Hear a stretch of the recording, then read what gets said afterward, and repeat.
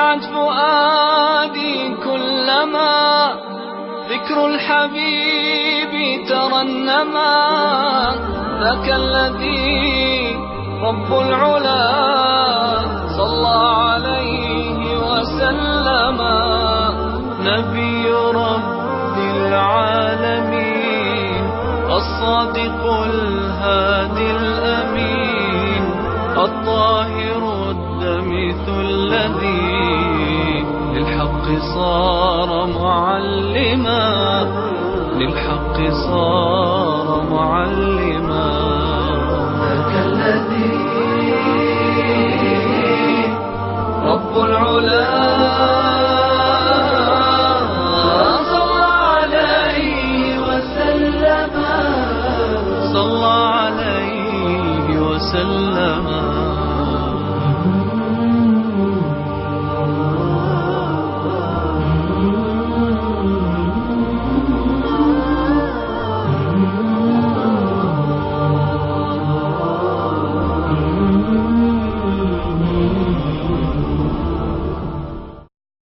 События, произошедшие на битве при Бадре и победа мусульман. Встретились два войска. Войско мусульман и войско многобожников в первом сражении, разделившем ислам и неверие. Это сражение носит название «Битва при Бадре». Завидев войско курейшитов, пророк, да благословит его Аллах и приветствует, воздел руки к небу и воззвал: «О Аллах, вот приближаются курейшиты. Будучи высокомерными и гордыми, они выступают против тебя и обвиняют твоего посланника во лжи. О Аллах, не спошли же мне обещанную тобой победу. О Аллах, согни их этим утром». Среди курейшитов он увидел Утбу ибн Рабия на красном верблюде, того самого, кто посоветовал курейшитам вернуться. Пророк, да благословит его Аллах и приветствует, сказал: «Если они послушаются его, то пойдут верным путем. Если они прислушаются к тому, кто восседает на красном верблюде, поступят правильно». Пророк, да благословит его Аллах и приветствует, начал выравнивать шеренги мусульманского войска. Среди воинов был Сават ибн Узейя. Его обнаженный живот выпирал из ряда. Проходя мимо, пророк, мир ему и благословение, ткнул его в живот. Воин изменился в лице. «Возможно, я причинил тебе боль?» — спросил пророк. «Да, о посланник Аллаха», — ответил Сават. «Вот-вот произойдет сражение, вот-вот начнется битва». А Сават говорит: «Ты причинил мне боль, о посланник Аллаха». «Ты хочешь взять свое право?» — спросил пророк. Да благословит его Аллах и приветствует. Тот ответил: «Да, о посланник Аллаха». «Возьми же его», — сказал пророк, и обнажил свой живот. Сподвижники наблюдают за происходящим. Сават же обнял пророка, да благословит его Аллах и приветствует, поцеловал в живот и заплакал. Пророк спросил: «Что заставило тебя поступить так, о посланник Аллаха? Вскоре мы начинаем сражаться с неверующими и, возможно, погибнем. Я захотел, чтобы последним в этой жизни было прикосновение моей кожи к твоей», — сказал Сават. Абу Джахаль, завидев войско мусульман, также воззвал Господу, которому предавался товарищи, сказав: «О Аллах, согни этим утром того из нас, кто больше порывал связи со своими родственниками и кто привел нас к тому, чего мы не знаем. О Аллах, помоги сегодня тем из нас, кого ты любишь больше». В ответ на это Аллах Всевышний ниспослал следующий аят: «Если вы, о неверующие, просили вынести решение о том, какая сторона права, то решение уже пришло к вам, то есть наказание уж послано вам».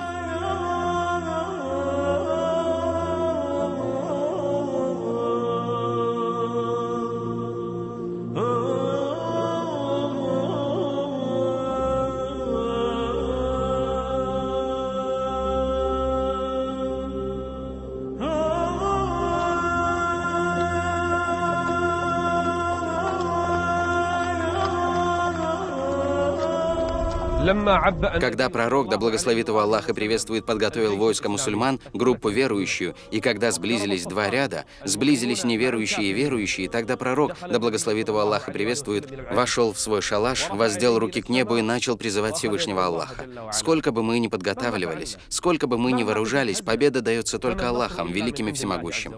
Он начал молить: «О Аллах, если сегодня погибнут эти люди, то Тебе не будут поклоняться. О Аллах, о Господь, дай же нам то, что Ты обещал». Он воздел руки и молил своего Господа так неистово, что плащ упал с его плеч. Абу Бакр, стоявший за ним, поднял плащ. Ему жаль пророка. Абу Бакр сказал ему: «О посланник Аллаха, ты достаточно взывал к своему Господу. Воистину, Аллах сделает то, что Он обещал». Затем пророка охватил неглубокий сон. Проснувшись, он, улыбаясь, вошел к Абу Бакру и сказал: «Радуйся, о Абу Бакр! Пришла помощь от Аллаха». Это Джибриль ведет коня, взяв за уздечку, покрытую пылью. И вместе с ним с небес спустились 1000 ангелов. Обрадовался пророк помощи, которую послал Аллах.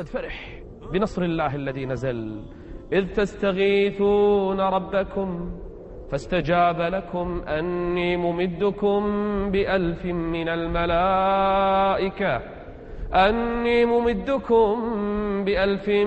الملائكة مردفين.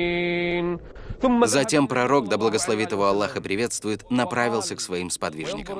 Он обрадовал их словами: «Повергнуто будет их сонмище, и будут они обращены вспять». Это сонмище неверующих вскоре будет побеждено, и вскоре они обернутся вспять, убегая.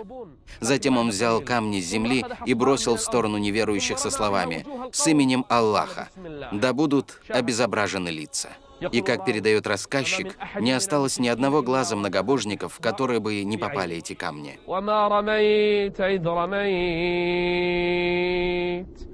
وما رميت إذ رميت ولكن الله رمى.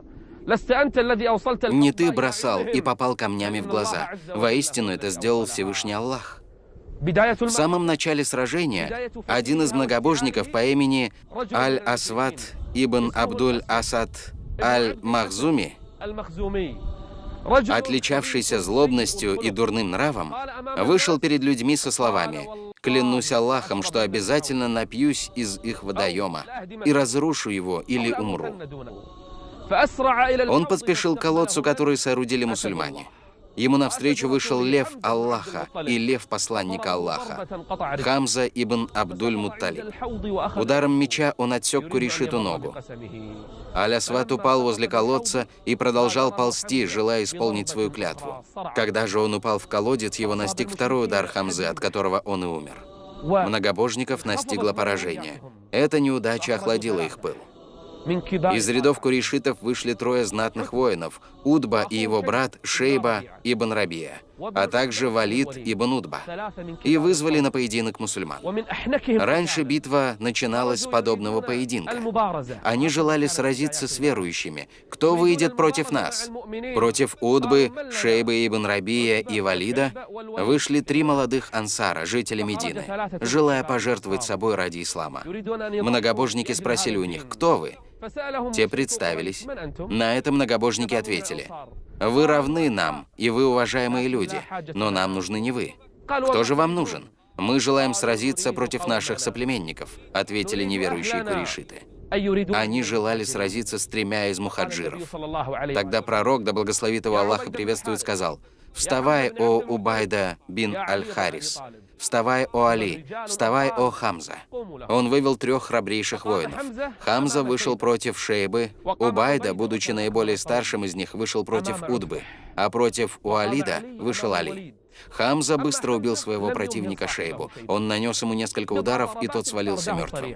Также и Али. Несколько ударов, и его противник свалился на землю замертво. Остался лишь Убайда. Он обменялся с противником ударами. Они оба повалились на землю, но один из них не смог победить другого. Тогда к ним подошли Хамза и Али ибн Абу Талиб. Они стали бороться с ним и убили его. Со стороны мусульман послышались возгласы: «Аллах велик! Аллах велик!» И тогда великий и всемогущий Аллах ниспослал следующие аяты.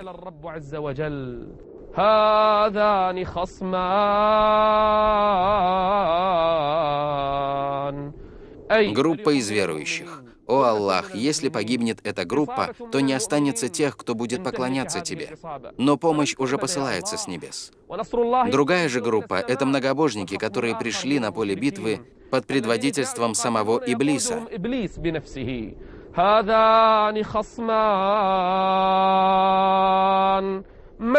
Кто же заставил их тягаться?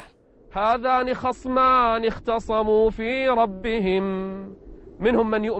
из этих групп верит в Господа и поклоняется Ему одному, а другая группа проявляет многобожие и поклоняется другим наряду с Аллахом. Этим поединком началось и разгорелось сражение.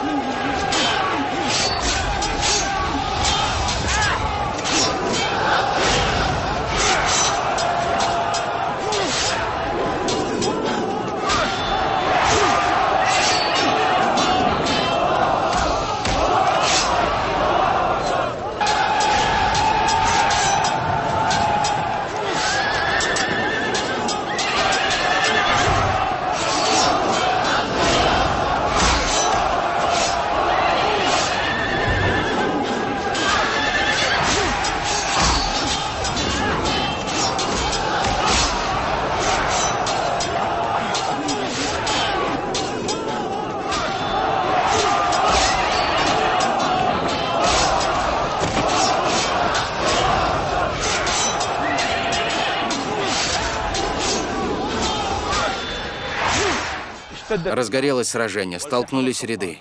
Поднимались и опускались мечи. Мечи воинов ислама сокрушали язычников, и их головы летели с плеч. Одна группа убивает на пути Аллаха, а другая на пути шайтана и тагута. Пророк, да благословит его Аллах и приветствует, находится среди своих сподвижников, побуждает и воодушевляет их. Они вели сражение ради одного лишь Аллаха, ради единственного Аллаха. На поле битвы раздаются голоса, возвеличивающие Аллаха, а пророк говорит: «Клянусь тем, в чьей длани душа Мухаммада, любого человека, который сегодня станет сражаться с ними, проявляя стойкость, надеясь на награду Аллаха и наступая, а не отступая, Аллах обязательно введет в рай. Идите к краю, равному по ширине небесам и земле». Услышав это, один из подвижников по имени Аль-Умайр бин Аль-Хамам сказал: «Отлично, отлично». Пророк, мир ему и благословение, спросил его: «Что заставляет тебя говорить отлично, отлично?» Он ответил: «Лишь то, что я надеюсь оказаться одним из обитателей рая». И пророк сказал: «Поистине ты один из них». Аль-Умайр хотел поесть немного фиников. Он бросил их, ввязался в бой, сражался до тех пор, пока не был убит. В этой битве летели головы, руки, но не всегда люди видели, кто это делал. Один сподвижник рассказывал: «Находясь в сражении, я подошел к одному из многобожников, желая убить его, но увидел, что его голова пала с плеч прежде, чем до нее достиг мой меч. Мы видели, что отлетали руки, но возле этого человека никого не было. А великий всемогущий Господь говорит ангелам: فوق الأعناق واضربوا منهم كل بنان».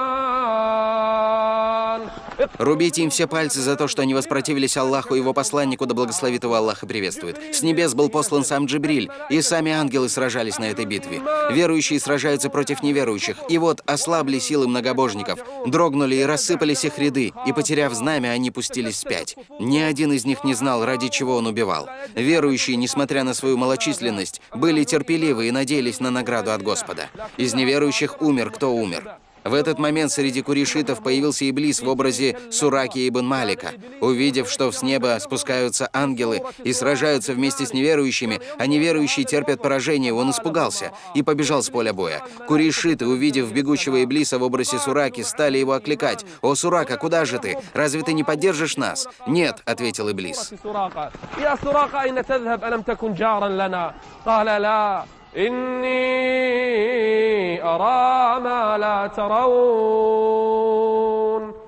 «Я увидел ангелов сражающихся».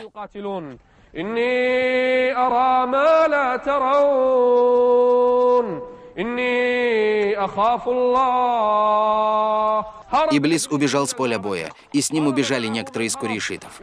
А мусульмане продолжают сражаться ради единого Аллаха. Их девизом были слова «Един, един». Аллах велик, Аллах велик.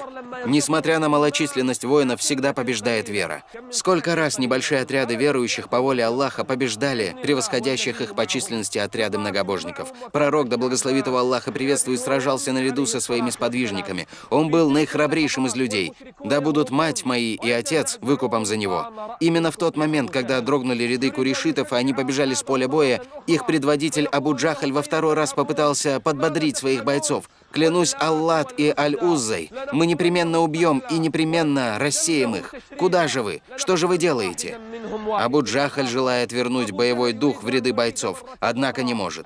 Абдуррахман ибн Ауф рассказывал: «Я участвовал в сражении. Справа от меня молодой парень, его звали Муаз, сделал мне знак глазами. Я спросил его: «Чего ты хочешь, сынок?» Тот спросил: «Где Абу Джахаль?» Он спрашивал о главе неверия Абу Джахля. Муаз спросил: «Где Абу Джахаль?» Абдуррахман спросил его: «Зачем он тебе? Что ты хочешь от него? Что ты хочешь от главы неверия?» Тот ответил: «Я слышал, что он оскорбляет посланника Аллаха, да благословит его Аллах и приветствует. Клянусь Аллахом, если я его увижу, то уже не расстанусь с ним до тех пор, пока тот из нас, кому суждено умереть первым, не умрет». Он был молодым парнем. Абдуррахман продолжает рассказ. «Я удивился его словам. А потом мне подал знак глазам другой юноша, его звали Муауис, который тоже сказал нечто подобное. Я поискал глазами Абу Джахля и увидел, что он призывает своих людей. Я сказал им: это и есть тот, кого вы ищете. Два молодых парня бросились на Абу Джахля так, как бросается сокол на свою добычу. И вот наносит удар один из парней, затем бьет второй. Абу Джахаль, глава неверия, фараон этой общины, падает на землю замертво. Парни поспешили к посланнику Аллаха. Сподвижники в это время продолжают сражение и пленят людей, а многобожники бегут с поля боя.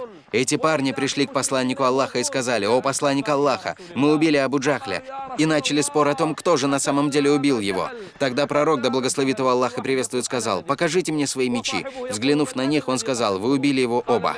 Вы оба убили его». Когда же сражение подходило к концу, пророк, да благословит его Аллах и приветствует, сказал своим сподвижникам: «Поищите Абу Джахля». Его обнаружил Абдуллах ибн Масуд, один из лучших сподвижников пророка. Абдуллах был слабого телосложения. Увидев, что Абу Джахль находится уже при последнем издыхании, он взобрался на его грудь. Он взобрался ему на грудь и поставил свои ноги ему на шею. Едва дыша, Абу Джахль спросил: «Кто же победил?» «Аллах и его посланник, о враг Аллаха», ответил Абдуллах ибн Масуд. Абу Джахль насмешливо сказал: «Ты высоко вознесся, о овечий пастушок». Тогда Абдуллах отрубил Абу Джахлю голову и принес ее посланнику Аллаха, да благословит его Аллах и приветствует. Пророк воскликнул: «Нет Бога, достойного поклонения, кроме Аллаха, который сдержал свое обещание и помог своему рабу, и один разбил племена».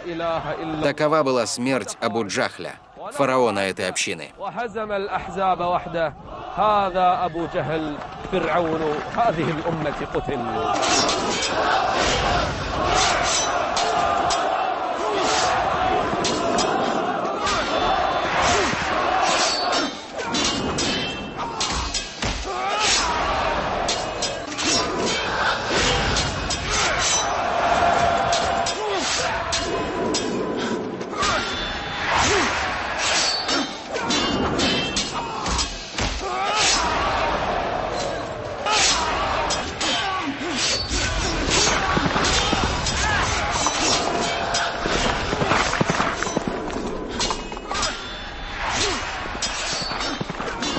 إنها معركة حاسمة. Эта битва разделила людей. Брат боролся против брата, сын против отца, отец против сына, двоюродные братья против братьев. Отец Абу Убейды, Амира ибн Джараха, увидел сына на поле боя и вступил с ним в сражение, с собственным сыном. Абу Убейда убил его, убил своего отца. Он не являлся членом семьи, так как не был мусульманином, а был многобожником и боролся против уверовавших. Абу Бакр боролся против собственного сына. Против Умара ибн-уль-Хаттаба вышел сражаться его дядя Аль-Ас ибн Хишам. Умар сразил его одним ударом. Брата Мусаба ибн Умейра пленил один из ансаров. Он начал просить помощи у Мусаба, на что Мусаб сказал ансару: «Держите его крепче, у него есть мать, которая сможет его выкупить». Брат же сказал: «Так ты советуешь поступить со своим братом?» Мусаб ответил: «Ты не брат мне. Мой брат — это человек из ансаров». Во время сражения Аллах ниспослал аят.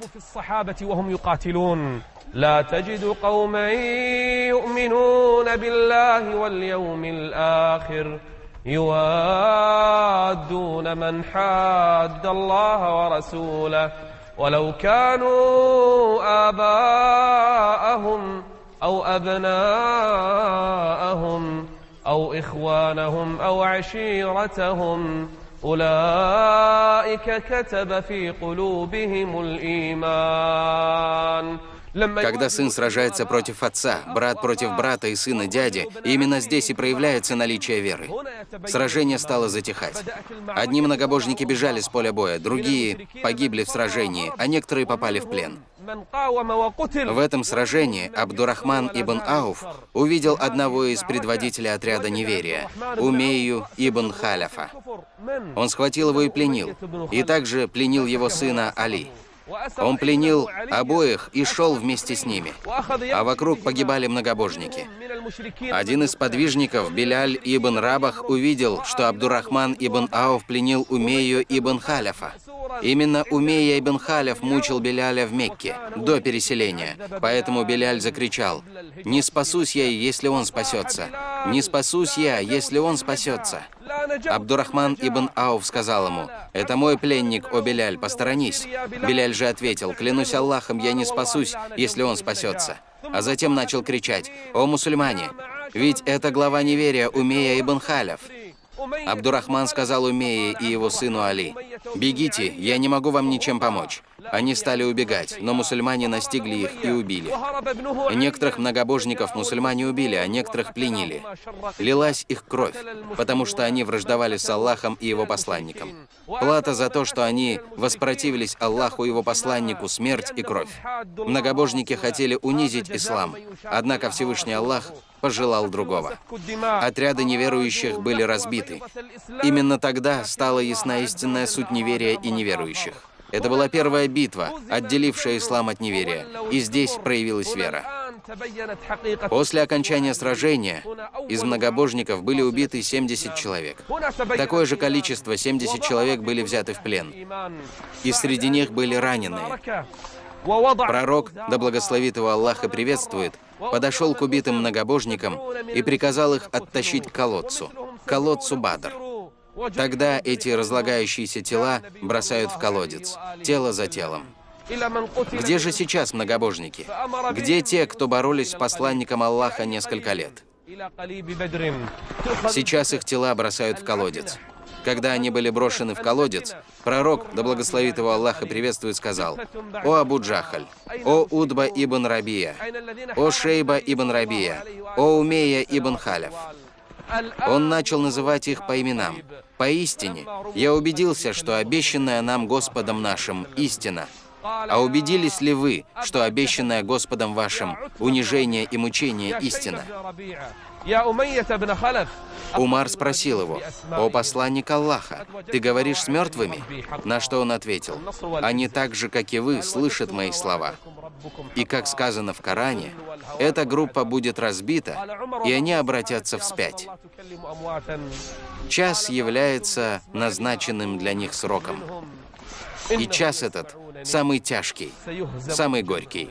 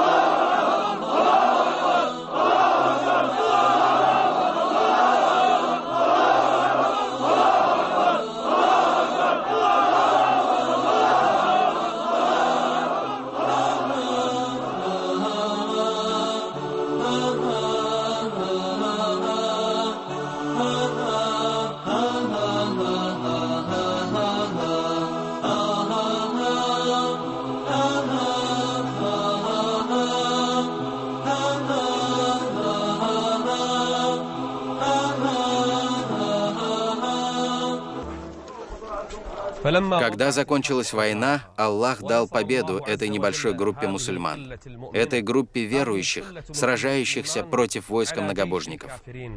Аллах исполнил то, что пообещал пророку своему. Группа была разбита и обратилась вспять. Когда закончилось сражение, сподвижники стали собирать трофеи. Сподвижники начали собирать добычу, но тут в их рядах возникли разногласия. Участники боя говорили, что добыча принадлежит им, так как они убивали, а собравшие трофеи говорили, что она принадлежит им, так как именно они собрали ее. А охранявшие пророка, да благословит его Аллах и приветствует, говорили, что она принадлежит им, так как они охраняли предводителя своего. Тогда пришел посланник Аллаха, да благословит его Аллах и приветствует, и разделил поровну всю добычу между всеми, кто участвовал в битве. Так исполнилось обещание великого Аллаха о победе. Уцелевшие же многобожники попрятались по долинам и ущельям, не зная, куда бежать. Некоторые из них вернулись в Мекку. В это же время жители Мекки с нетерпением ждали новостей. Ждали они того, кто обрадует их победой над Мухаммадом и его сподвижниками. Когда же в Мекку вошел первый из воинов по имени Хайсуман, жители Мекки увидели его мрачное лицо, но все-таки спросили: «Каковы новости?» Убит Удба ибн Рабия, старейшина курейшитов. Убит его брат Шейба ибн Рабия. Убит Абу Аль-Хакам, то есть Абу Джахаль. Убит Умейя ибн Халев. И он начал перечислять имена старейшин курейшитов. Люди растерялись и примолкли. Сайфуан ибн Умейя сидел в Аль-Хиджре у Каббы. Когда же до него достигли новости, он убедился, что это правда. Абу-Ляхаб по происшествии нескольких часов пошел в дом Аббаса, дяди пророка, и его жены Аль-Фадль.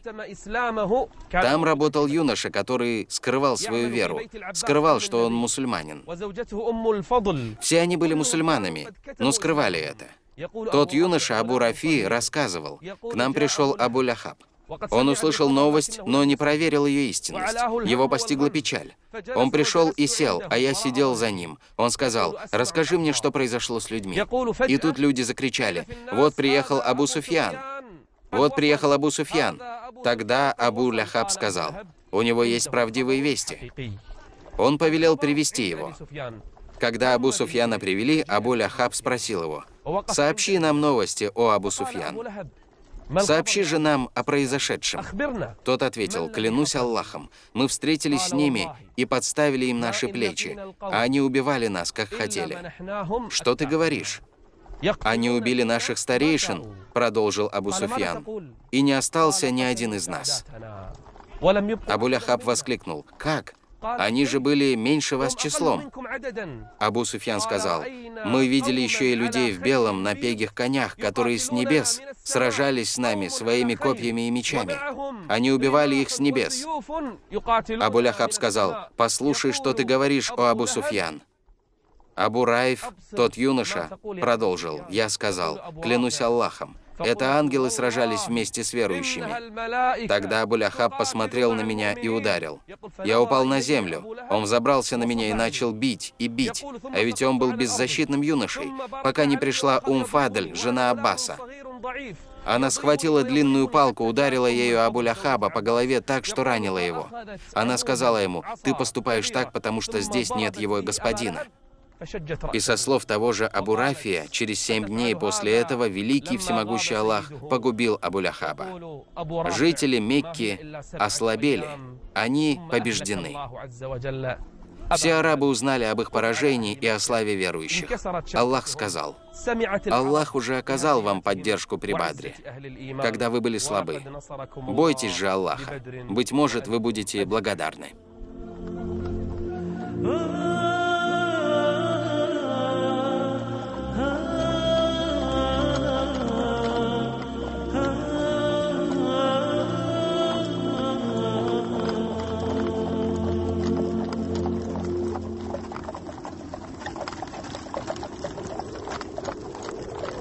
В Медине мусульмане также ожидали новостей о сражении.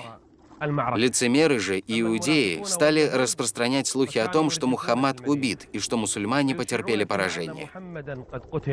В этот период умерла дочь пророка, да благословит и приветствует Аллах его и его род. Его дочь Рукайя, мужу которой Усману, пророк велел остаться с ней. Пророк отправил в Медину 2 посланцев, чтобы обрадовать мусульман, сообщить им о победе: Зейда ибн Харису на верблюдице пророка по кличке Касва и Абдуллаха ибн Рауаха. Когда они приблизились к Медине, лицемеры увидели, что на верблюдице пророка, да благословит его Аллах и приветствует, сидит Зейд. Они начали говорить: посмотрите на верблюдицу пророка, ведь на ней сидит Зейд ибн Хариса. Мухаммад убит. Мухаммад убит. А Зейд привел верблюдицу Мухаммада. Опечалились мусульмане из-за смерти их пророка, да благословит его Аллах и приветствует. Когда же Зейд ибн Хариса и Абдуллах ибн Руаха добрались до Медины, то сообщили радостную весть о победе мусульман. И послышались призывы: Аллах велик, Аллах велик. Могущество, присущее Аллаху и его посланнику.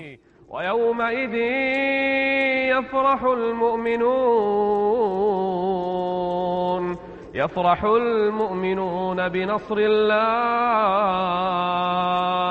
ينصر من يشاء. Эта весть начала распространяться по Медине. Иудеям же эта новость добавила лишь зависти и ненависти к исламу и мусульманам. После пребывания в местечке Бадр в течение 3 дней пророк, да благословит его Аллах и приветствует, повелел своим сподвижникам вернуться в Медину, взяв с собой пленников и главарей преступников. По пути пророк, да благословит его Аллах и приветствует, велел Абу Талибу казнить, отрубив голову главного преступника Ан-Надра ибн Аль-Хариса. И также повелел Али ибн Абу Талибу казнить Утбу ибн Абу Муайта, того, кто положил в внутренности верблюдицы на спину пророка, мир ему и благословение, когда он был в земном поклоне. Того, кто хотел задушить пророка, да благословит его Аллах и приветствует, и почти сделал это. Так исполнилось обещание Аллаха. سيهزم الجمع ويولون الدبر بل الساعة موعدهم والساعة أدهى وأمر. Мусульмане направились в Медину, а из нее вышли толпы людей. Вышли, чтобы поздравить их с победой. Аллах велик, могущество присуще Аллаху и его посланнику. Один из подвижников, Саляма ибн Саляма, даже сказал: «А с чем тут поздравлять? Клянусь Аллахом, мы ведь встретили бессильных старцев». Пророк же улыбнулся и сказал: «О сын моего брата, это же были представители знати». Мусульмане направились в Медину. Именно в этот период Абдуллах ибн Убейя ибн Салюль для вида принял ислам.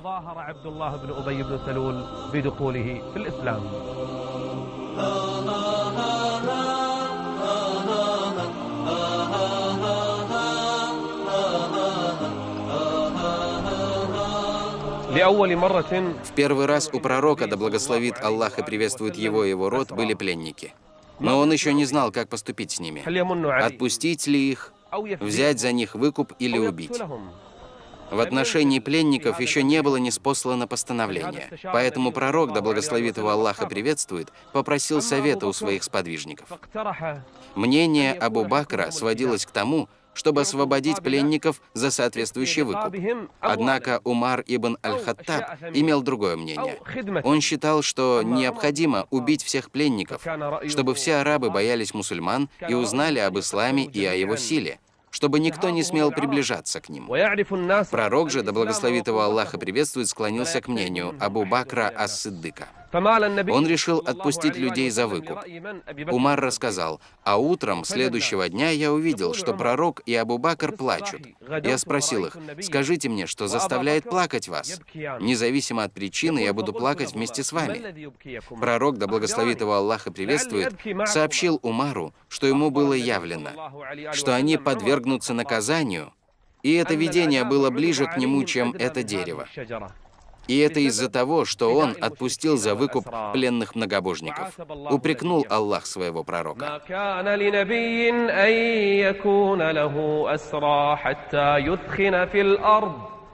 تريدون عرض الدنيا والله يريد الآخرة والله عزيز حكيم لولا كتاب من الله سبق لمسكم فيما أخذتم عذاب عظيم. Пророк сидел и плакал. С ним рядом плакал Абу Бакр из страха перед Аллахом Великим. Однако решение было уже принято, и дело уже было совершено пророком. Обмен пленных на выкуп должен быть закончен. Люди начали выкупать сами себя за 4000, за 5000. Некоторые из многобожников умели читать и писать, и их выкупом было обучение детей-сподвижников чтению и письму. Пророк желал, чтобы детей обучали грамоте.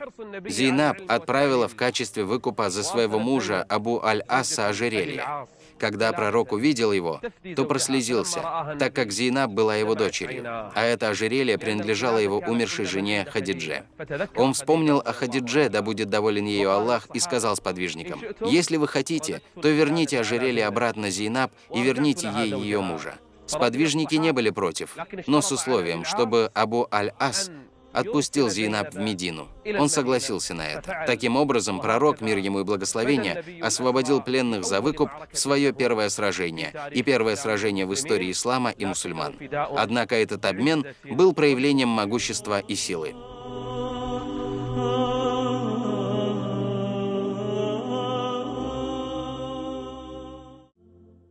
Компания iMedia выражает благодарность кувейтскому спутниковому каналу Аль-Ватан.